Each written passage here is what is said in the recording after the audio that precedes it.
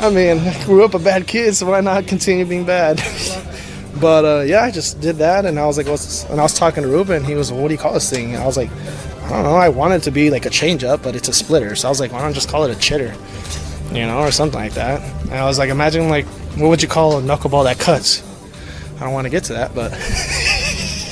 Test coming back clean. I'm not really concerned with where the nerves are right now. So you fully expect to pitch again? Oh, wait. Oh, God, yeah. Clown question, bro.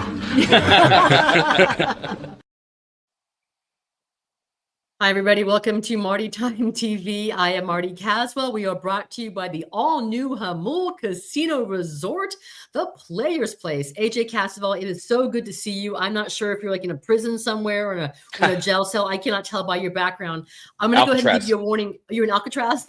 Oh, really? I'm about to run past it, actually, after we get done with this. But oh, very nice. See, yes. next time you can join me as when you're running. Let's go ahead and do that. By the way, speaking of running, have you ever run a marathon before? I know the Rock and Roll Marathon was in San Diego. No. That was Sunday. No? Do you want to? Never done a marathon. Maybe at some point. That'd be cool. Maybe at some point. I tend to keep it to around like 10K. That's more my speed. Marathon seems like a lot of work. Plus, training for running exclusively, it's a lot of running. It's too much running every day. I like to mix it up. My brother-in-law trained for it by literally like running around the block the previous day. And then he stopped and did shots during the marathon. So maybe that's the way that you want to go ahead and do it. We'll see about that. But hey. I did the Pat Tillman run one time in Pacific Beach, and I love that run. It's probably one of my favorite runs every year. But I was running side by side with some guy probably in college, probably like 20, and he's like, "Hey, you want to stop here? Like my friends and I are going to do some shots." And this was at like 8 a.m. somewhere in PB, and I was just like, "No, I can't."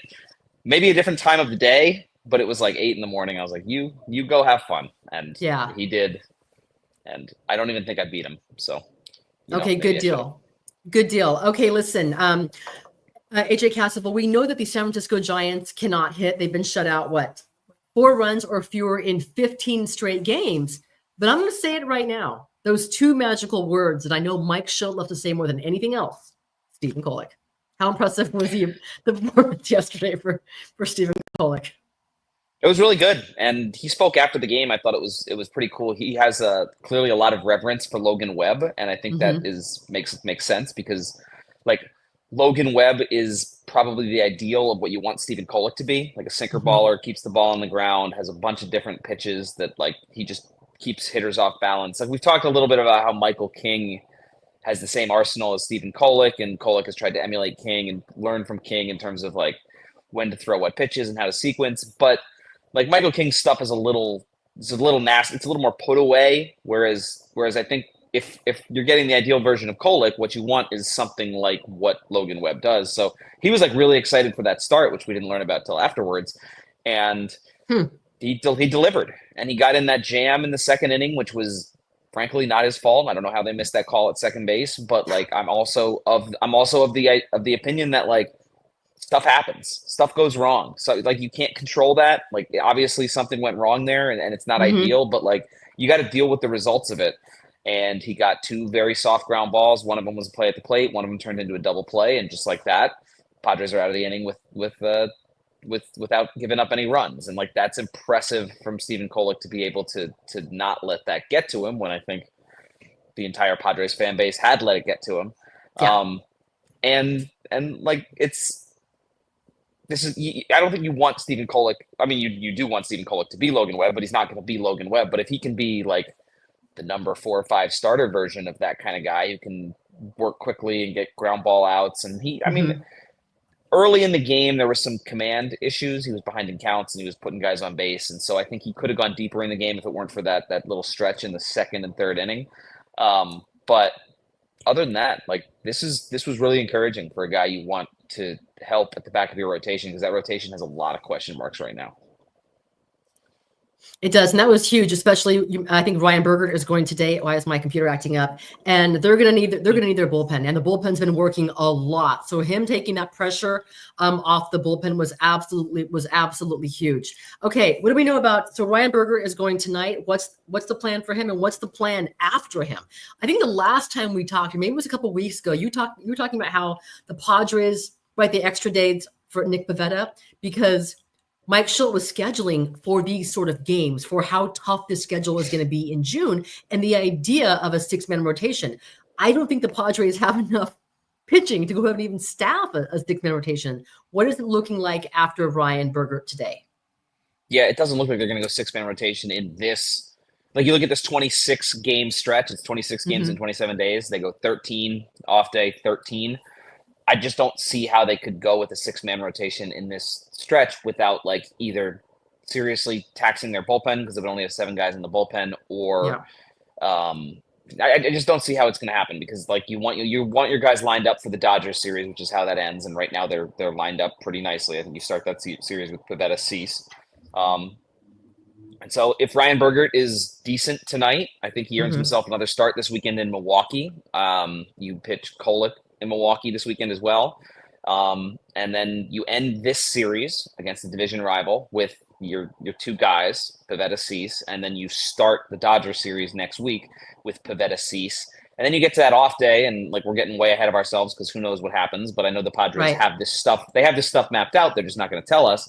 You get to that off day, and then I think, like, you use the off day, you get the guys an extra day, and then you hope that maybe by the end of that someone else is available. Matt Waldron, maybe. I mean, I know he was activated and optioned, but he would be available at that point.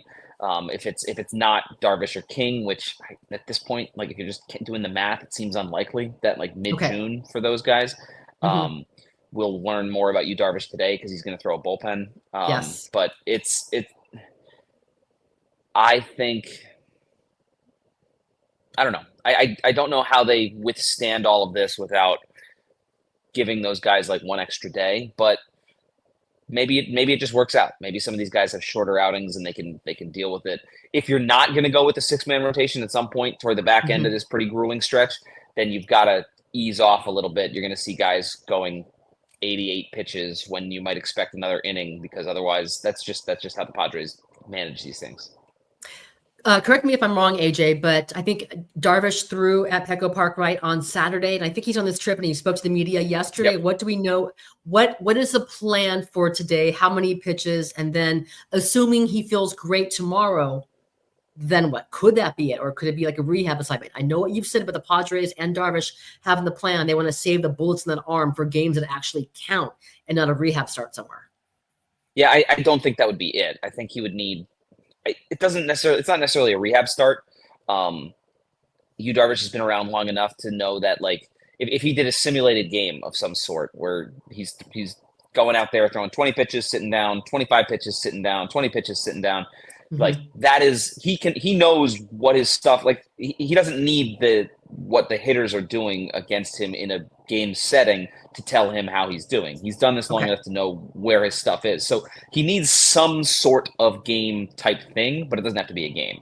I think it, like, given the fact that he was off, I think it'll be 3 weeks tomorrow since that rehab start. Like, he'll need some sort of game like setting to build him up. And that's 2 steps. That's the bullpen. You recover well from that. You throw that, whatever that type of simulated game is, you recover well from that. Then you probably throw another bullpen. And so at the earliest, that would be the end of it, would be those things. That's at the absolute earliest. There's potentially a need for something else. There's potentially a need for an extra bullpen in there. But if you look at kind of what that means, that's today and 3 days and then 10 days at a bare minimum. And, like, we got to see how Darvish recovers. Like, that's all anyone is talking about right now is he throws this bullpen today. How does he feel tomorrow? And I know I'm just relieved, number one, because he's one of my favorite people to talk to in this world and to watch pitch, and that's Michael King. I'm just relieved that Michael King is actually alive. I was beginning to wonder, because after he was placed in IL after the last road trip, we hadn't seen him, right? There was no glimpses of Michael King, but he spoke to the media on Sunday. He gave me a clown question, bro, and I asked him, are you sure you're going to pitch again? Because with pitching injuries in the Padres, you never know, and you don't want to rule anything out. What do we know about the plan for Michael King? Now, you mentioned, based on what we know about their injuries, who's on a path to return sooner, Darvish or Michael King? Darvish is on a path to return sooner. Absolutely. The question is, like, does he, like, he was on a path to return on May 28th or whatever it was. Right. And and had whatever setback it was. It seems like he thinks that he's feeling good. He felt good after it wasn't a bullpen session that he threw on Saturday, but he threw some pitches off the mound and like let loose with them. So Darvish is on a path to return sooner. That doesn't mean he will, but King is still more in like a playing catch, strengthening, slowly building toward. Like they're not going to rush this back. He says he's feeling better. We got the response I think from him saying that like could be a couple days, could be a couple months. Like that's like the prognosis for nerve issues, because you need to build up the muscle. You need to, I guess that has been affected by the nerve. I don't know. I don't know the specifics of how pinched nerves work, but he seems to think he's on the shorter end of that stretch. Okay. But I don't know when that is. I don't know when Michael King really begins to ramp up. At this point, given how long it seems like it'll probably need to be a slower, like he'll have to throw a rehab start and a simulated start of some kind just before he gets back. So I don't like to guess on timelines. We could be All-Star break. Yeah. I was going to say I don't like to guess on timelines, but I wouldn't be surprised if it's an All-Star break thing, whether it's just shortly before or he's aiming to be back right after.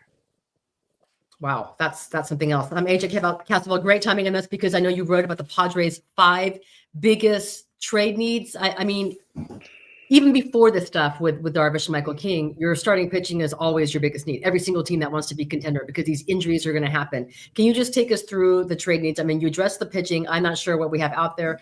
Let's see. Okay, so starting pitching, a left fielder. We should get to Gavin Sheets, right? Gavin Sheets was available. He pinch hit yesterday. What's the plan for Gavin Sheets? He might play tonight. Are they done with the left field experiment? Where is he going to play? DH? Keep him safe, right? He's too important. I would imagine. Well, and also like left field in Oracle Park's a tougher left field than Petco Park. And granted, like, I mean, I think I was talking to you, maybe it was last week, and saying like left field at Petco Park's not that difficult. Well, like the wall is right on top of you. That's part of the reason why it's not that difficult. And Gavin Sheets learned the hard way that the wall comes fast. But the left field experiment, I would think is not entirely over. Like that injury, while it does come from some inexperience in left field, is a fluke injury. But what they need to do is find a left fielder so that Gavin Sheets is not playing left field eventually. Like he can play left field a couple times in this stretch. Mm-hmm. Like, do you want Gavin Sheets as your starting left fielder in Dodger Stadium later this month? I don't think that would be. I don't think that would be wise. No. So then the question is, like, they need to find a left fielder. And I would argue they need to find 2 bats at the trade deadline. I think they need to find a bench bat, because if you find a left fielder and you relegate like Jason Hayward or Luis Camposano to your top bench bat, like you can do better than that, I think. I think they've shown that they have to upgrade there. Yeah, and so left field is my number one priority right now, and I think it's the immediate priority. It's the thing they should be looking for to address on June 23rd, like earlier than the trade deadline, because you can find a decent left fielder who becomes your number 8 hitter and like doesn't cost all that much. And it doesn't need to be your left fielder for the rest of the season. This guy could become your bench bat, but they need to get somebody in there who can lengthen that lineup, because I think I didn't look yesterday, but as of Sunday, the Padres were 29th out of the 30 teams in offensive production in left field. And just about everywhere else in their lineup, except for catcher, and again, I'll say it, like catcher gets a pass. It's not an offense first position. Everywhere else in their lineup, except for catcher, is in the top half of the league, except for I think Xander at shortstop, who's 17th. Padres are at shortstop production. So they're getting average or above average production everywhere in their lineup, except for way below average in left and below average at catcher. Catcher's fine. Left field, you can do something about. If the Padres figure this out offensively, and you mentioned starting with the left fielder, are the Padres content to go the rest of this course with Diaz and Maldonado? I mean, I think so. It's obvious that they're done with Camposano behind the plate. They're not even giving him a sniff there. It's going to be these two until they can find the next Higgy out there. Yeah, I think they are. I don't have any issues with that. I think if your number 9 hitter is a catcher who is a light hitting catcher who handles the pitching staff really well, and you have added a left fielder, so the number 8 spot in your lineup is taken care of, and you go 1 through 8 and feel pretty good about it, and you've added a bench bat who can pinch hit for that catcher in a big spot, and you feel comfortable about, and then you bring the other catcher in. I'm fine with that. I think that's a really good offense. I think given what we've learned about these two catchers and how the pitching staff feels about them and how well the Padres have done at run prevention, I think that it's just fine to be subpar at catcher because there's not a whole lot out there, and it's hard to find a catcher in the middle of a season who can who can learn an entire pitching staff and figure out what needs to be done with that pitching staff. So just let that be. Don't give up too much for a catcher.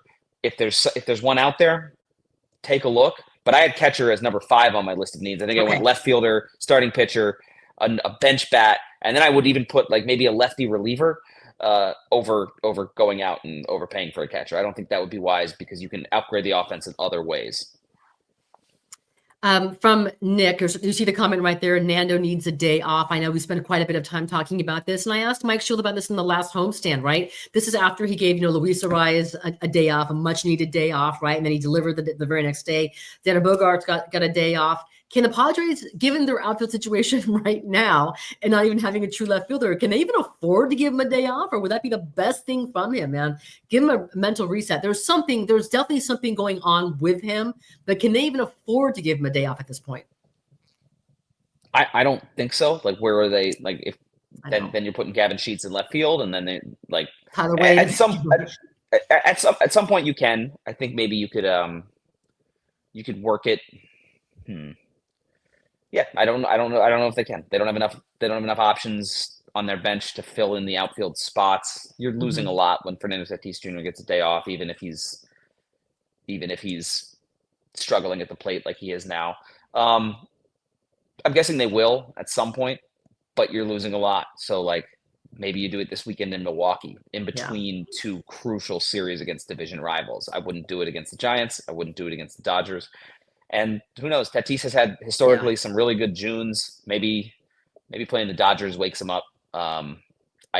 Whatever he's going through right now, it's like such a stark difference from what we saw in April. But we've also seen with Tatis before some very high highs and some low lows. It's not on the field too. Like, he is a streaky baseball player, and when he gets hot, I think he'll get rolling. I don't know what that'll take. I'm not a hitting coach. I don't know specifically what his issues are. I think he usually kind of pulverizes the fastball. He hasn't been doing that at all lately. And when he has, he's been hitting it into the ground. But yeah, I mean, he's got to, like, you look at the Padres offense. Why has it been struggling? Well, the guy at the top of it was awesome in April, and he hasn't been that guy at all since. Did you have a warm and fuzzy reunion again with Bo Mel yesterday? I have not seen him yet. You haven't? Okay. I mean, I saw him earlier this season when he was at Petco Park, but I'm sure I'll see him at some point this week. I actually, we had a late clubhouse yesterday, so I bumped my flight back as late as I possibly could and left at like noon. So very nice. More time with Carla. I Carla. was kind of scrambling to the ballpark once I got in, but it could not have worked out any better. I could hear the Padres fans yesterday through the TV.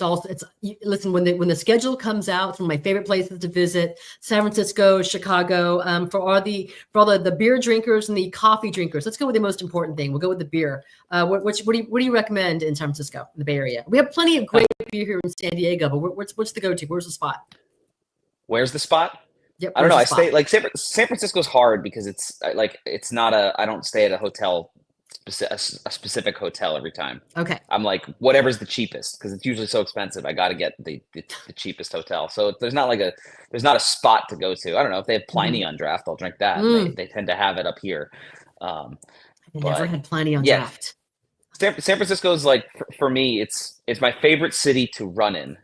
I think I could rank like all 30 cities for like their running spots. Like, I love running at the Embarcadero, but I don't have like a spot to get coffee or to get beer, because it's not like I'm so often in different places around the city. So found a pretty good one here. I don't even know what it's called, but this is really good. And then for beer, anyway, there's lots of places.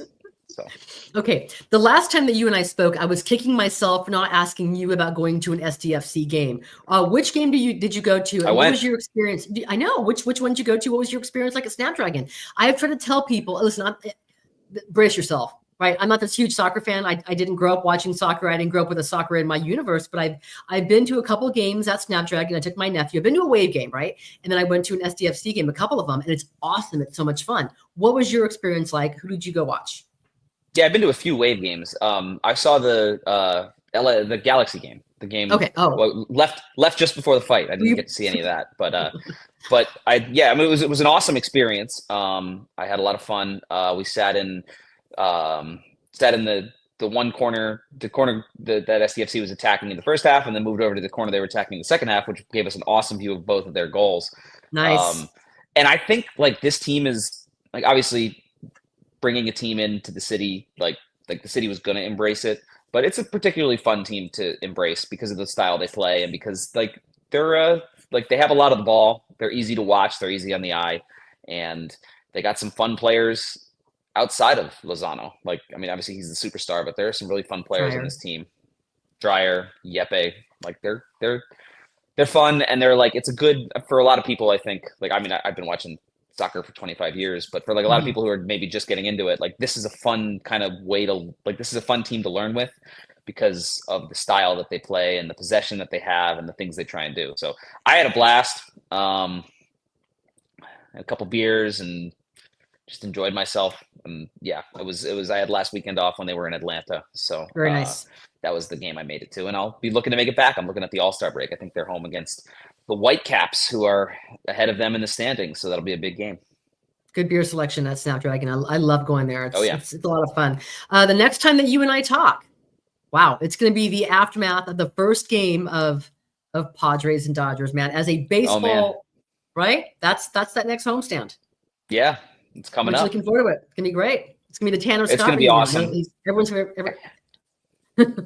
it's gonna be awesome, and I'm like, it's a little bummed it took this long. I'm a little bummed it took this long. I've said, like, I know the schedule when it was 19 games against division rivals, it was too many games. 13 doesn't feel like enough to me. Like, let's get split the difference and get it to 16 games against division rivals, 9 in one city, 7 in the other. Deal with it. If you have 7, the next year you're going to get 9. Like, I would love to see just one extra series between the division rivals, because these games are fun.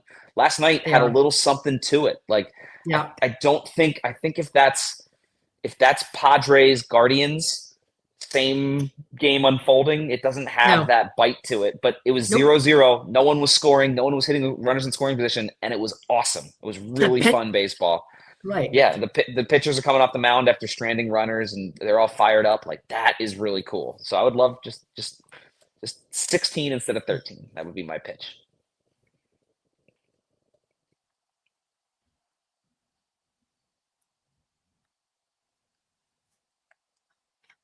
Sucks. Sorry, AJ. My Wi-Fi sucks. Hopefully you can hear me. I agree with you. And right, if it were the Padres and the Guardians, I'm not sure if the benches are being warned yesterday after some unintentional hit by pitches, but Padres and Giants, man, it's ratcheted up. And maybe these umps were feeling the pressure of the burning rivalry of these division games. And that's the real reason why they warned the benches. I mean, what are we talking about here? Yeah, that was silly. Give me a break. But I was rooting for a fight. I was like, you know what? Maybe that's the thing that gets the Padres, get them to really get going offensively, is a bench clearing brawl. Did not happen. That's just how I roll. Stephen Kolek's such a nice guy. He was apologizing afterward. There's not a fight starting with Stephen Kolek on the mound. So we'll see.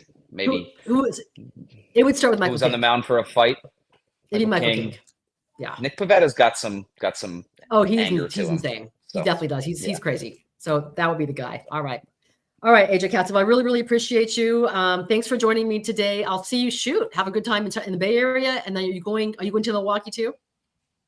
I'm not. I'm coming home this weekend. I'll be covering the game, or I'll just be writing a little bit from home, but I'll be enjoying some time at home with Carla. So good deal. All right. Enjoy it, my friend. And I'll see you next week. Have a great time. Bye, Marty. Okay, that was AJ Cassavell, my press box mate at Petco Park. Thanks to all of you for putting up with me. I'm really, really sorry about my Wi-Fi today and all the background noise. Summer school for ST Unified does not start until tomorrow, so you may have heard the sound of my nephew putting with his lightsaber. A lot of distractions today. I apologize for the Wi-Fi, but hopefully, man, listen, we talked about how crucial the Padres June schedule was. Yesterday was off to a good start. I mean, you can't understate how big the outing was by Stephen Kolek, really saving the Padres bullpen. Robert Suarez, of course, pitching the last two. I can't imagine he's available today, but that's huge when they have Berger going. And we'll see, hopefully, guys, hopefully we have an encouraging outing on a report on Yu Darvish, who is going to throw a session today in San Francisco. All right, guys, have a great day. I appreciate you watching me. We're brought to you by the all-new Hamul Casino Resort, the Players Place. I will talk to you tomorrow. Bye. Dylan, come here real quick. Come here. Hold on. If somebody said that we're getting our Avengers back by the injuries that are coming back, Sure. who would you compare Arias, Jason Hayward, and Jackson Merrill to in terms of an Avenger? I've never really watched Avengers, to be See, honest not a with you. nerd. He's a nerd in other ways. I do play RuneScape sometimes. That's a little nerdy. And disc But golf. you don't know. I mean, I think it was just, we felt lonely out there. We missed our guys. And, we missed them in the clubhouse. They were gone for a whole week, and we just felt empty.